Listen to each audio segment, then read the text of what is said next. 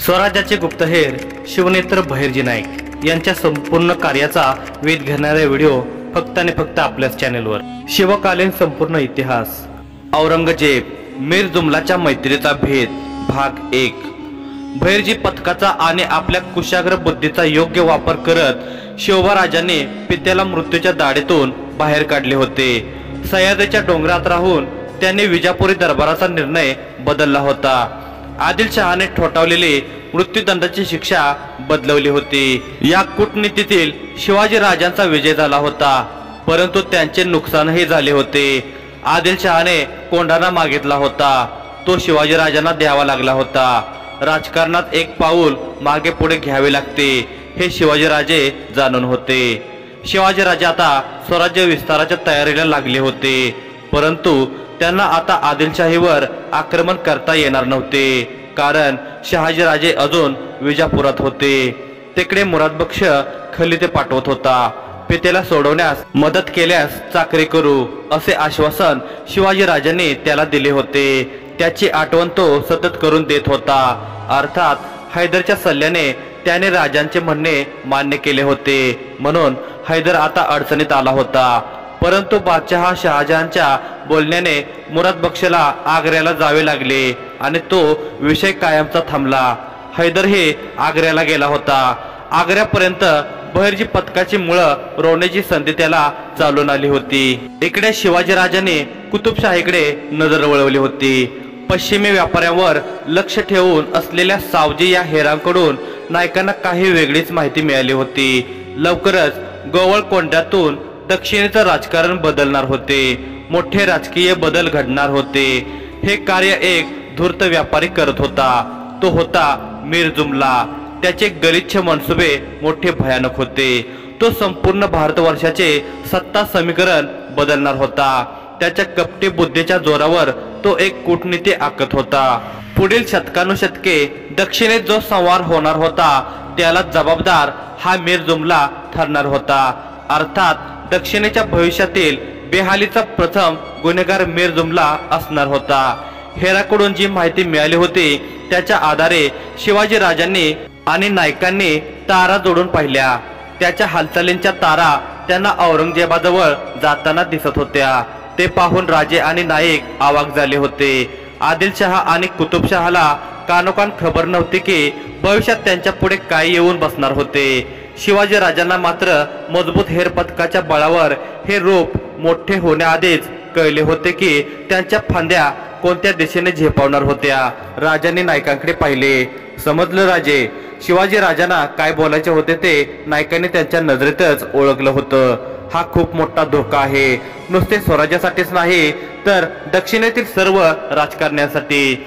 मीर जुमलाची ताकद प्रत्यक्ष डोळ्यांनी बघायला हवी, त्याचा मनसुबा नीट समजून घ्यायला हवा। तो ही धडपड सत्तेसाठी करत आहे की फक्त व्यापारासाठी? राजे विचार करत म्हणाले, माझ्या मते त्याचा व्यापार हाच दृष्टिकोन असू शकतो। भविष्यात औरंगजेब बादशहा झाला तर मीर जुमला संपूर्ण भारतभर व्यापार करू शकतो, म्हणून तो औरंगजेबाशी जवळीकता वाढवत असावा। पण तरी त्याचं प्रकरण उघडून बघायलाच हवं राजे, नाईक म्हणाले। पश्चिम सागरी तट उदाहरण आहे। व्यापाराच्या नावाने आलेले हे धनाढ्य नंतर शासक झालेत।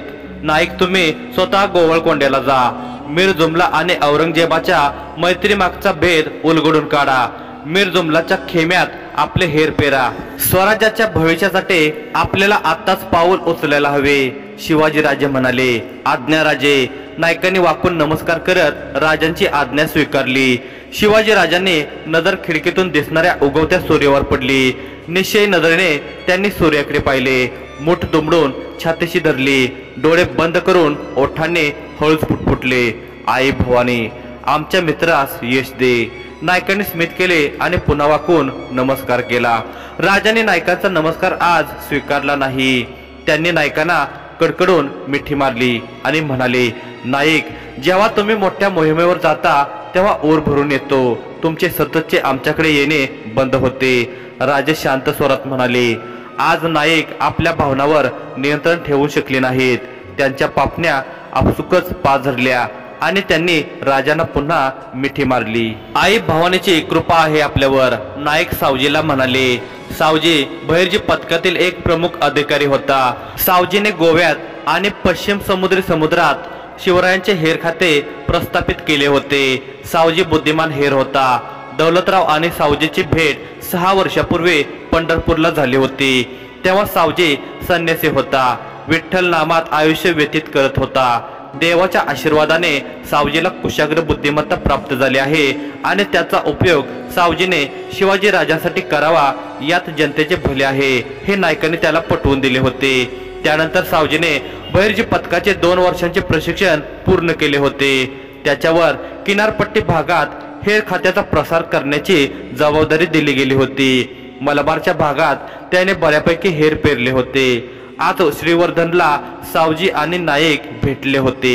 भवानी आईची कृपा आपल्यावर आहेच नाईक, म्हणून तर स्वराज्यासारखं महान राज्य या धर्तीवर उभं राहत आहे। 2-3 दिवसापूर्वी राजांनी मीर जुमलाची मोहीम नायकावर टाकली होती। तेव्हा पुरंदरवरून नाईक थेट श्रीवर्धनला आले होते। सावजीजवळ मीर जुमलाची काहीशी कुंडली होती, तीच नायकांना जाणून घ्यायची होती। नायकांनी चिलिमेला ओटापासून बाजूला सारत सावजीकडे पाहिले। त्याने आज चंदनाचा टिळा कपाळी लावला नव्हता। नायकाने ओठाच्या एका बाजूला ताण देत स्मित केले आणि सावजीच्या खांद्यावर थाप मारत ते म्हणाले, सावजी, 6 वर्षात एका आस्तिक संन्यासाचा नास्तिक मनुष्य कसा झाला? हे पाप माझ्या हातून तर घडलं नाही ना? हो नाईक, पाप केले तुम्ही, स्मित करत खेळकरपणे सावजी म्हणाला। अच्छा, विठ्ठला माफ कर रे बाबा, पंढरपुरातून तुझ्या भक्ताला मी इकडे घेऊन आलो। नाईकही हसले। काय फरक पडतो नाईक, पंढरपुरातून इकडे आलो तर? देव मंदिरात शोधत होतो, पण तुम्ही तर थेट देवाशीच भेट घालून दिलीत। आता तुम्हीच ठरवा, तुम्ही काय केले, पाप की पुण्य? नायकांच्या हातातली चिलीम घेऊन एक झुरका मारत सावजी म्हणाला, म्हणजे देवधर्म पूर्णतः सोडला वाटतं? नायकाने विचारले। असं नाही, रस्त्यात कुठं देवळ लागलं तर नमस्कार करतो, पण नशीब काय असतं हे जर कळलं तर नशिबाचा खेळ बदलण्यासाठी मंदिरात का जावं? सावजी म्हणाले। म्हणजे नेमकं काय म्हणायचं आहे? नायकाने विचारले। अहो, आपला देव छत्रपती शिवाजीराजे स्वतःचं नशीब कसं लिहितो हे नीट लक्षात आलं आहे। आता बघा ना, भविष्यात काय घडणार आहे याची अचूक चाहूल घेऊन त्याने भविष्यातलं त्यांचं आणि स्वराज्याचं नशीब लिहायला सुरुवात केली देखील। तो औरंगजेब अजून मुलतानमध्येच आहे। त्याला दक्षिणेत यायला अजून किती वेळ लागेल याची कल्पना नाही। त्याचं येणं न येणं अजून शहाजहानच्या हातात आहे, तर एक ना एक दिवस तो येणारच। सावजीचे बोलणे मध्येच खोडून काढत नाईक म्हणाले, हीच तर वेगळी गोष्ट आहे शिवरायांमध्ये। यादवानंतर महाराष्ट्रात कोणी हिंदू शासक उरलाच नव्हता। 500 वर्षानंतर हा सूर्य जमिनीवर अवतरला आहे। मग त्याची प्रखरता अजून वाढवण्यासाठी आपला खारीचा वाटा असला तरी तीच ईश्वर सेवा मानावी। संन्याशाचं हेच कर्तव्य असतं। नुसतं देवाचं नामस्मरण करून पंढरीची वारी करून संन्यासी राहण्यापेक्षा असं संन्यासी होऊन मला खूप आनंददायी वाटत आहे। हा, एका गोष्टीचं वाईट वाटतं आणि त्याचा रागही आहे तुमच्यावर। बोलता बोलता सावजी थांबला। नायकांच्या ओठावरील स्मित हळूहळू मंदावले। त्यांची नजर स्थिर झाली। उच्छ्वास सोडत त्यांनी नजर फिरवली। हातातील फुटाण्यांना कुस्करून पाण्यात टाकले। चमचमणाऱ्या माशाने त्यावर ताव मारला। दोन्ही तळवे झटकत ते सावजीजवळ आले। सावजी, ज्या गोष्टीचं तुम्हाला वाईट वाटत आहे त्या गोष्टीचं मला सुद्धा दुःख आहे, परंतु त्याला पर्याय नाही। आज भारताच्या जमिनीवर बहुतांश इस्लामिक शासकच आहे, त्याकरता ते आवश्यक आहे। तुम्हालाच नाही तर प्रत्येक हेराला इस्लाम स्वीकारण्याचं नाटक करावं लागतंच। मी सुद्धा या परिस्थितीतून गेलो आहे। कशा प्रकारे मनाला सांभाळावं लागतं हे माहीत आहे मला। बाहेरच्या जगाशी लढता येऊ शकतं सावजी, परंतु अंतर्मनाशी लढणं अवघड कार्य असतं आणि हेराने त्याच्या अंतर्मनावर विजय मिळवलेला असतो, म्हणून तो त्याच्या कार्यात सिद्ध होऊ शकतो। सहस्र संख्याबळ असलेलं सैन्य जे कार्य करू शकत नाही तो एकटा हेर करतो। ही महानता इतक्या सहजासहजी कशी मिळणार? त्यासाठी त्याग तर करावाच लागणार ना। कित्येक वर्ष झाली मी बायको। बोलता बोलता नाईक मध्येच थांबले। सावजीने नायकाच्या खांद्यावर हात ठेवला। जरी माझा परिवार नसला तरी तुमचं बलिदान मी समजू शकतो नाईक। परिवाराची काळजी नाही हो सावजी, त्यांना कशाचीच कमतरता नाही। राजांकडून अमाप धन मिळतं परिवाराला, नाईक म्हणाले। तर एक पिता आणि पती म्हणून सावजी पुढे बोलणार इतक्यात नाईक म्हणाले, तेही दुःख आता राहिलं नाही। सुरुवातीला झाला त्रास, पण आता स्वराज्याच्या विचारात इतका मग्न असतो की परिवाराच्या आठवणींना वेळ उरत नाही। घरच्यांना माहित आहे तुम्ही? सावजीने मध्येच विचारले। नाही, आपल्या पथकाचा पहिला नियम तोच आहे ना, गुप्तता। मीच नियम मोडेन असं तुम्हाला वाटतं का? नाईक म्हणाले, तसं नाही, मी सहज विचारलं, कुतूहल तुम्हाला जाणून घेण्याचं। सावजी हसला। वातावरण हलकं करण्याचा त्याचा मनसुबा होता। सावजी स्मित करत पुन्हा बोलू लागला, माझा परिवार नाही, त्यामुळं माझं धन पंढरपूरच्या दानपेटीत जमा होतं। बरं, कामगिरीबद्दल काय? बहिर्जी नाईकांनी आता विषय बदलला। वैयक्तिक संभाषण आता त्यांना इथेच थांबवायचे होते। तयारी झाली आहे नाईक। गेल्या 4 वर्षापासून आमची जुमलावर नजर आहे। मलबार भागात तो आधी व्यापार करायचा। सुरुवातीपासून पोर्तुगीजांशी त्यानं सख्य ठेवलं आहे। आधी कोचीन मधून व्यापार करत होता, हळूहळू दक्षिणेत पाय पसरत गेला। स्वतःचं सैन्य आहे, व्यापारी आहे म्हणून कोणीही शासक त्याचा शत्रू नाही। परंतु त्याची नजर कुतुबशाहीवर पडली आहे। आता तर ऐकले त्यानं कुतुबशाहीत वजीरपद मिळवलं आहे। सत्यता माहीत नाही। एका दगडात 2 शिकार करण्याचा त्याचा विचार आहे। काही दिवसापासून त्याच्या हालचाली बदललेल्या आहेत म्हणून तुम्हाला तातडीनं कळवलं। त्याचे संदेशवाहक सतत मुलतानच्या फेऱ्या मारत आहेत आणि मुलतानमध्ये औरंगजेब आहे, नाईक म्हणाले। होय, बघूया जुमलाचे पंख किती फडफडतात ते, नाईक म्हणाले। क्षणभर त्यांनी सावजीच्या वाड्यावर नजर टाकली आणि पुन्हा बोलू लागले, चला वाड्यात बसून बोलू। दोघे वाड्याकडे जाऊ लागले। सावजीचा श्रीवर्धन मध्ये तलावाच्या समोर देवदारच्या फळांपासून निर्मित छान वाडा होता। सावजी श्रीवर्धन मध्ये एक सोनार म्हणून कार्य करत होता, पण ते फक्त नाटक होते, जगाच्या डोळ्यात धूळ फेकण्यासाठी। नाईक झोपाळ्यावर जाऊन बसले। सावजी सुद्धा त्यांच्या मागून दिवाणखान्यात पोहोचला। झोपाळ्यासमोरील लाकडी खुर्चीवर बसत म्हणाला, जुमला पक्षी नाही आहे की त्याचे पंख कापू शकतो, तो विचारही करू नका। तो नुसता व्यापारी नाही तर स्वतःच एक सुलतान आहे। त्याची सत्ता दक्षिणेतील प्रत्येक राजा सरदारावर आहे। त्याची तिजोरी कुतुबशहाच्या दुप्पट आहे। त्याच्यापर्यंत पोहोचणं इतकं सोपं नाही। जसं आपण शहाजांच्या महालात शिरून त्याला मारू शकत नाही, तसंच जुमलालाही संपवू शकत नाही। चतुर चंट चाणाक्ष आहे तो मीर जुमला। प्रयत्न तरी करू शकतो। तो मोठं काही कारस्थान रचण्याआधी आपण ते उद्ध्वस्त करू शकतो। अडकित्याने सुपारीचा तुकडा फोडून नाईकाने तोंडात टाकला। होय, सावजी म्हणाला। सावजी, जुमलाची मोहीम आखण्यात आपण उशीर केला का? नाईक पुटपुटले। हो, पण इतकाही उशीर झाला नाही। जुमला आणि औरंगजेबाच्या मैत्रीला अजून प्रारंभच झाला आहे। तसंही त्या दोघांच्या मैत्रीचा वापर आपण स्वराज्य हितासाठी नक्कीच करू शकतो, सावजी म्हणाला। सावजीला काय म्हणायचं आहे ते नाईकाने अचूक ओळखले होते। त्यांनी मान हलवत सावजीकडे पाहिले। स्मित करत नाईकाने कानापर्यंत पसरलेल्या मिशावर ताव मारला। 1 महिन्यानंतर श्रीवर्धनवरून नाईक 1 महिन्यापूर्वीच निघाले होते।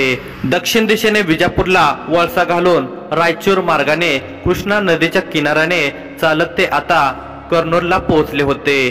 त्यांना मच्छलीपुरम या बंदराला पोहोचायचे होते, कारण मच्छलीपुरम हे मीर जुमलाच्या व्यापाराचे केंद्र होते। नाईकांसोबत 25 चाणाक्ष हेर होते।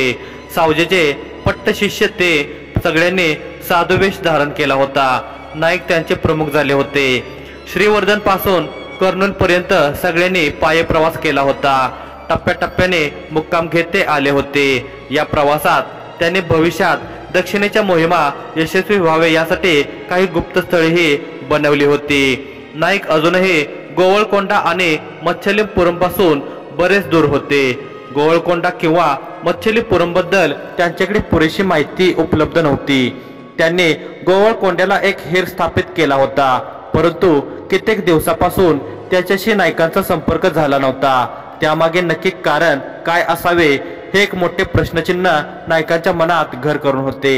नाईक आणि त्यांच्या शिष्यांचा जथ्था आता कर्नूल जवळच्या घनघोर अरण्याच्या तोंडावर येऊन पोहोचला होता। त्यांना हे जंगल पार करूनच मच्छलीपुरमला जाता येणार होते, परंतु सूर्य अस्ताचले गेला होता। पुढची वाट खडतर होती। जंगलाने भयान रूप धारण केले होते। सर्वजण जंगलाच्या बाहेरच थांबले। तिथे मोठमोठ्या शिळा होत्या। नदी शांत आणि निखळपणे वाहत होती। तेव्हा नायकांच्या 25 शिष्यांपैकी एक कृष्णनाथ पुढे आला आणि म्हणाला, नाईक, हे अरण्य भयानक आहे, भीती वाटत नाही, परंतु आपण एक वेगळे उद्दिष्ट साध्य करण्यासाठी जात आहोत, तर भलताच धोका का पत्करावा।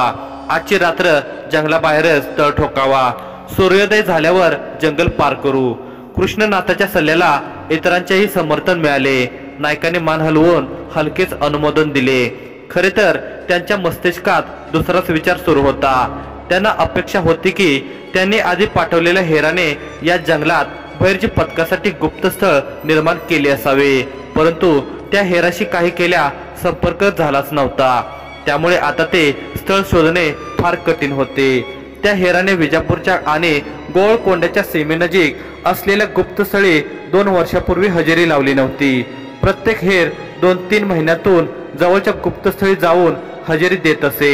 सांकेतिक भाषेत तिथे एखादा संदेश सोडत असे, परंतु गोवळकोंड्याच्या त्या हेराने असे काही केले नव्हते। जर त्याच्याशी संपर्क झाला असता तर आज नायकाचे कार्य बऱ्यापैकी सोपे झाले असते। बाकीच्या शिष्याने अग्नी पेटवला आणि लगेच चूल मांडली। नाईक नदीकाठच्या दगडावर जाऊन बसले होते। जी कामगिरी घेऊन ते आले होते ती इतकी सहज नव्हती, हेही ते जाणून होते। ती पूर्ण कशी करावी, मीर जुमलाची नाळ कशी पकडावी, त्याच्या शक्तीची शहानिशा केल्याशिवाय ते कोणतीही योजना आखू शकत नव्हते। त्याने पाय पाण्यात टाकले। दिवसभर चालून दमलेली पावले थंड पाण्याच्या स्पर्शाने सुकावली होती। पाण्यापर्यंत वाकून त्याने ओंजळीने पाणी चेहऱ्यावर मारले। थंड पाण्यात बुडवलेला हात त्याने केसामधून फिरवला। पाठीवरील उपरणे काढून त्याने पाण्यात बुडवून पेले आणि डोक्याभोवती बांधले।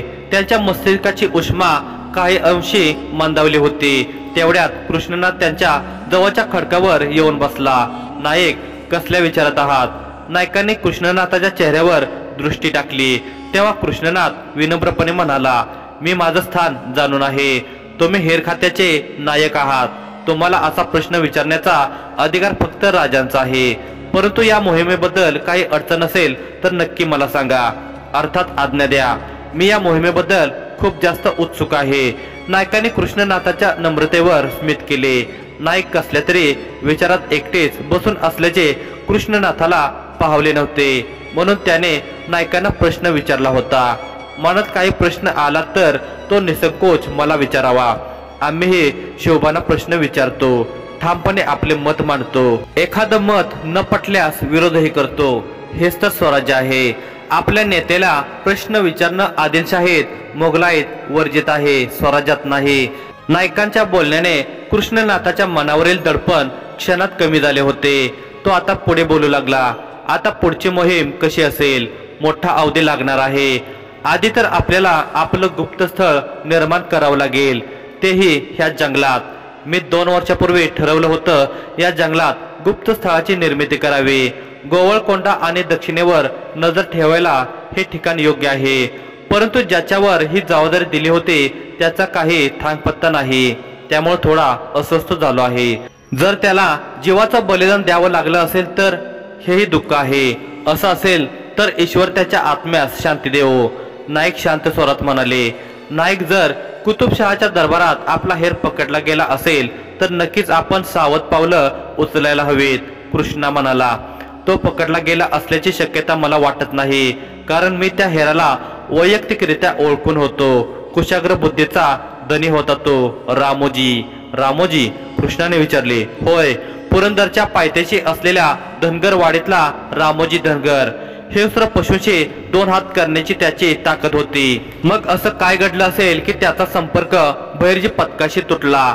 हा प्रश्न कित्येक दिवसापासून मला पडत आहे, परंतु आता आलोच आहोत तर त्या प्रश्नाचंही उत्तर मिळवूच, नाईक खोल श्वास घेऊन सोडत म्हणाले। एखाद्या व्याधीनं आजारी पडून त्याचा मृत्यू झालेला असू शकतो, कृष्णाने शक्यता वर्तवली। असे नसेल कदाचित। त्याने त्याच्या व्याधीबद्दल निश्चितच पथकाला माहिती पुरवली असती। त्याचा मृत्यू नक्कीच अकस्मात झाला असावा, परंतु मृत्यू आधी त्यानं गुप्त स्थळाची निर्मिती केली असावी, एखादी गुफा किंवा भुयार, नाईक म्हणाले। कृष्णनाथ पुढे काही बोलण्यासाठी नायकांकडे वळला। इतक्यात कुठून तरी एक तीर येऊन कृष्णनाथाच्या दंडात घुसला। खरे तर त्या तीराचा वेध कृष्णाचे काळीज होतं, परंतु वळल्यामुळे तो चुकला होता. कृष्णाने बेंबीपासून कणत तीर दंडातून काढला. नाईक खडकाळ व्हा म्हणत तो नायकांच्या समोर उभा राहिला. सगळे साथीदार आता सावध झाले होते.